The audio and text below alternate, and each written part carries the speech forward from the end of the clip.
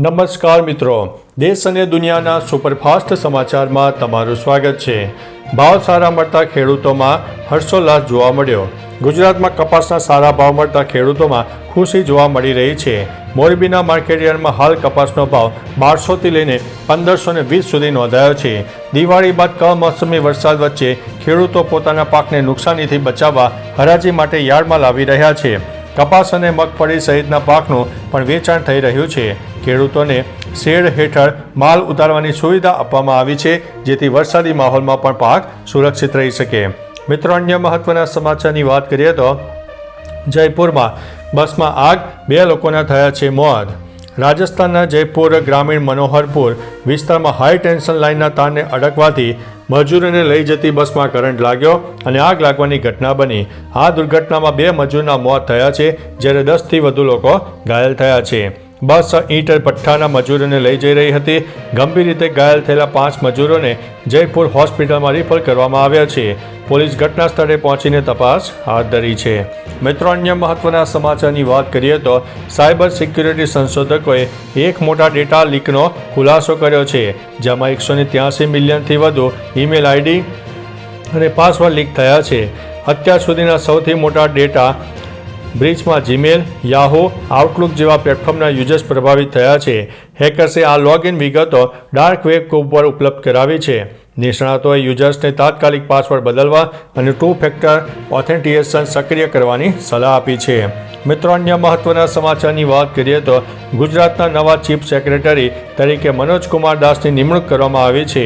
તેઓ હાલમાં CMOમાં અધિક મુખ્ય સચિવ તરીકે કાર્યરત છે અને 31 ઓક્ટોબરે પંકજ જોશીની નિવૃત્તિ બાદ ચાર્જ સંભાળશે।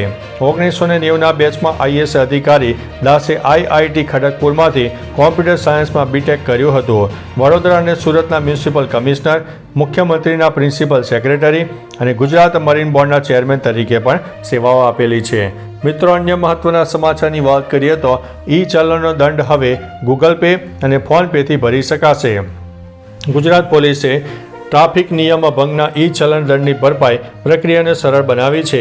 ગૃહ રાજ્યમંત્રી હર્ષ સંઘવીના નેતૃત્વમાં SBI સાથેના MOU હેઠળ ભારત બિલ પેમેન્ટ સિસ્ટમ મારફતે ઓનલાઈન ચૂકવણી સુવિધા શરૂ કરવામાં આવી છે।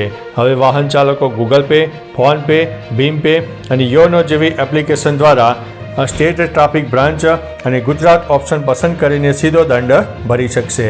મિત્રો, અન્ય મહત્વના સમાચારની વાત કરીએ તો બાહુબલી 3 ટૂંક સમયમાં આવી શકે છે।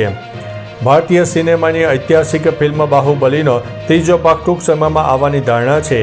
દિગ્દર્શક SM રાજામૌલીના લેખક વિજેન્દ્ર પ્રસાદ અને નિર્માતાઓ સાથે ચર્ચા કરી રહ્યા છે।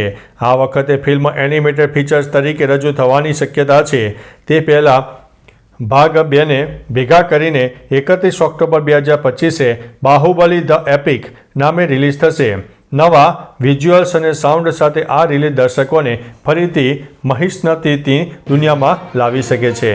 મિત્રો, અન્ય મહત્વના સમાચારની વાત કરીએ તો અમદાવાદના રિયલ એસ્ટેટ બજારમાં મહામંદી। અમદાવાદના રિયલ એસ્ટેટ બજારમાં તીવ્ર મંદીનો માહોલ સર્જાયો છે।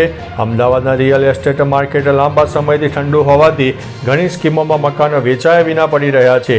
ડેવલપર્સને આ મંદી કપરી સાબિત થઈ છે, તેથી તેઓ હવે પડતર મકાનો વેચવા માટે દલાલોને સામાન્ય 2%ના બદલે 5% સુધીની દલાલી એટલે કે કમિશન આપવાની નવી ઓફર કરી રહ્યા છે। આનાથી ઝડપી મકાનો વેચીને રોકડ રકમ એકઠી કરી શકાય।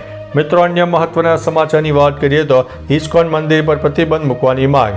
બાંગ્લાદેશમાં કટ્ટરપંથી સંગઠન હિફાઝતે ઇસ્લામ દ્વારા ઇસ્કોન પર પ્રતિબંધ મૂકવાની માંગ સાથે જબરદસ્ત પ્રદર્શન કરવામાં આવ્યું। આ સંગઠને ઇસ્કોનને ચરમપંથી હિન્દુત્વ સંગઠન ગણાવ્યું છે। આ ઘટનાક્રમ એવા સમયે થયો જ્યારે થોડા સમય પહેલાં બાંગ્લાદેશમાં હિન્દુ સમુદાયના સ્થળો પર હુમલા બનવાની ઘટના બની હતી। મિત્રો, અન્ય મહત્વના સમાચારની વાત કરીએ તો ખેડા જિલ્લામાં બીજા દિવસે પણ ધોધમાર વરસાદ પડી ગયો। ખેડા જિલ્લામાં બીજા દિવસે પણ વ્યાપક વરસાદ થયો। માતર, રઢો, રસિકપુરા, નાયકા, વારસંગ સહિતના ગામડાઓમાં વરસાદ નોંધાયો હતો। ખેડા ધોળકા હાઈવે પર વિઝિબિલિટી ઘટી હતી। ડાંગરના પાકને વ્યાપક નુકસાન થયું। કાપેલી ડાંગર પર વરસાદી પાણી ફરી વળ્યા છે। ખેડા તાલુકાના 1 કલાકમાં 1 ઇંચ કરતાં વધુ વરસાદ પડી ગયો હતો। મિત્રો, અન્ય મહત્વના સમાચારની વાત કરીએ તો જીએસટીમાં નાના વ્યવસાયો માટે ખુશખબર.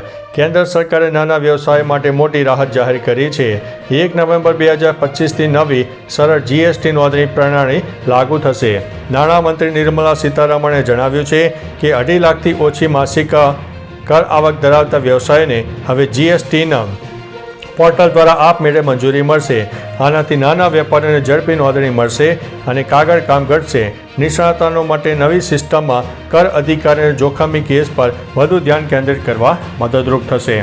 મિત્રો, અન્ય મહત્વના સમાચારની વાત કરીએ તો ડાંગ જિલ્લામાં સતત કમોસમી વરસાદ પડ્યો. ડાંગ જિલ્લામાં સતત વરસાદ વરસી ગયો.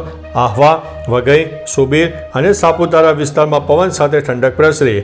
વાતાવરણ સુખદ બન્યું. જોકે ખેડૂતોની ચિંતા વધી છે. ડાંગર, નાગલી, અડદ, તુવેર, મકાઈ જેવા ઊભા પાક કાપણીના તબક્કામાં છે. અચાનક વરસાદ અને તેજ પવનથી પાકને નુકસાન થવાની ભીતિ છે. નીચાણવાળા વિસ્તારોમાં પાણી ભરાઈ જવા પામ્યા છે. ખેડૂતો પાક બચાવવા માટે સાવચેતી પણ રાખી રહ્યા છે. તો ચાલો મિત્રો, ફરીથી દેશ અને દુનિયાના સુપરફાસ્ટ સમાચાર લઈને મળતા રહીશું. ત્યાં સુધી અમને રજા આપશો. નમસ્તે.